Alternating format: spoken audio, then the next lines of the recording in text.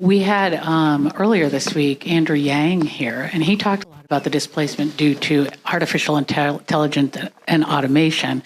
And he has proposed this universal basic income, which he described here as a way to give people the freedom and cushion so that if they aren't fully employed, they can find a way to move on. What do you think about that proposal? I read his book, and he convinced me. I did more research having read that book, and he's absolutely right. We have a tsunami on the way. There are 9 states, for instance, in the United States, in which trucking is the primary industry. So let's say somebody's been a trucker for 4 decades. And then what happens is what, in fact, is going to happen. We're going to have driverless trucks. What is that trucker supposed to do? I mean, this is in industry after industry after industry. And the more you read up on this, the more you realize that a lot of us who might think, oh, well, my job couldn't be replaced by automation, don't kid yourself. You know, no person should live only for themselves, and no generation should live only for itself. We have such short-term thinking in pretty much everything regarding our public policy. We need to think about what's coming down the road 10, 12 years from now. That's why I agree with him about universal basic income. I'll tell you who else wanted a universal basic income, which is a fact that just blows my mind.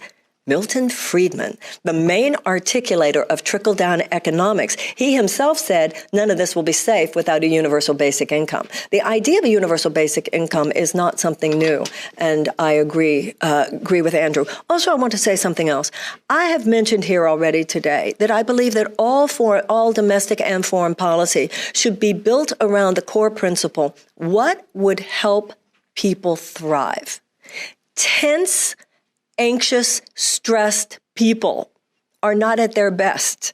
They don't have time and energy and bandwidth to be there for their lovers, for their friends, for their partners, for their children who want mommy or daddy to read a bedtime story to them before they go to sleep at night. They don't have the bandwidth or the energy to be there for their children and to really participate in family dynamic the way they might. They don't have the happiness and the stress-free ability to be good employers and to be good employees. This is the genesis of societal dysfunction. This is the genesis of societal malfunction. And malfunction is what happens when dysfunction has become so badly that you're talking about self-destruction here. So anything that helps people thrive allows people greater access to their own creativity and productivity. That's where money comes from.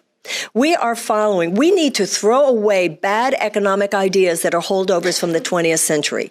Money is not produced by a bunch of corporate aristocrats who drop crumbs from their table in the form of job creation. Money is produced by people spreading their wings, living their dreams, manifesting their God-given potential, being their creative and their productive best. Put the money in our hands. Put the money in our hands. Put the money in our hands. Can we afford it? Will it cause inflation? No. Is it awesome?